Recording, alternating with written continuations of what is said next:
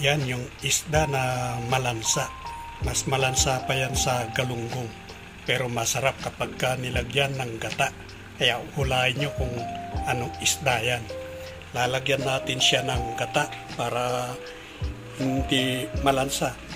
Kapag ka nilalagyan ng gata, masarap. Tapos lalagyan ko siya ng malunggay. Pagka nilalagyan mo ng bawang, ayan yung luya, para mawala yung lansa ng isda na yan, mabango. Kaya yan ang aking lulutuin. Lalagyan ko siya ng gata. Okay, magluluto na tayo.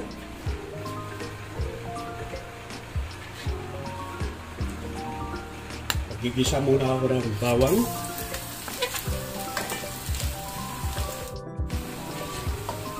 Isunod ang sibuyas.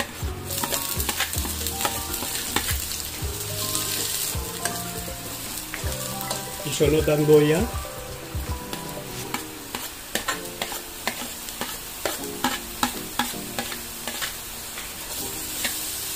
Lagyan ng laurel, 2 dahon.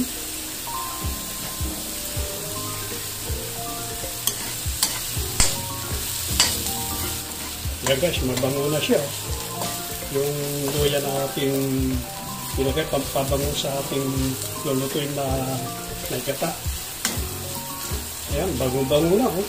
Sunod ko na yung gata.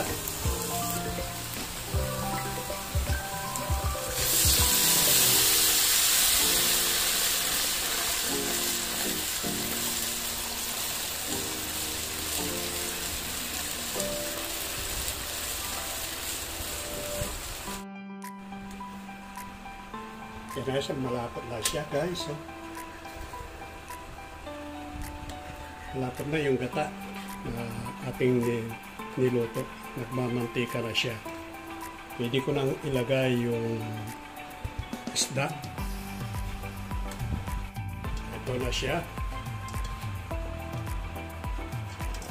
Yung isdang malansan na masarap. Malasa. Pinakamasarap. Parang karne, walang pinik, kundi buto. Ayan na siya. Kukulaan natin ang gusto to. Malagyan natin ng sili.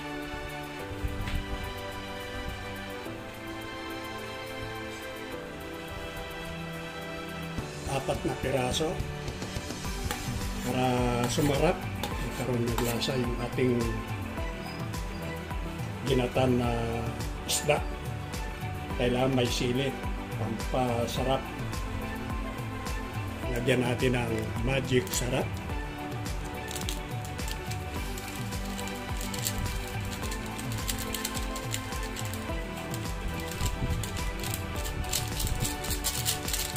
Titimpla natin ng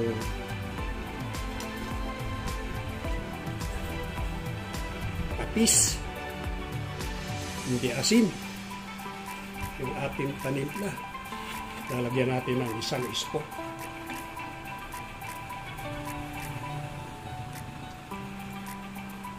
Kaya tama na muna.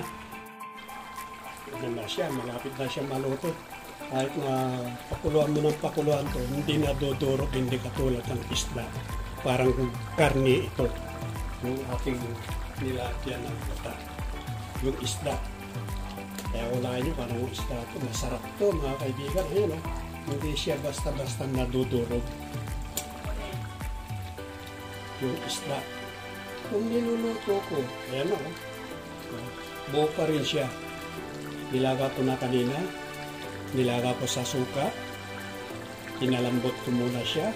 Nalis muna yung lansa niya. Kaya suka ang aking ginamit kanina. Ayan, may gata na siya. Pwede ko nang ilagay yung malunggay. Lalagyan ko ng suka.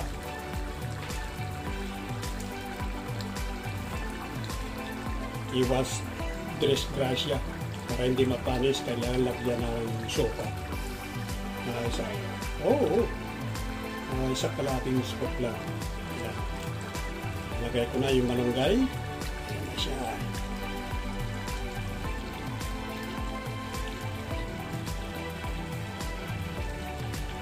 Pero saglit lang naman ito maluto yung malunggay. Kunting kulo lang okay natin.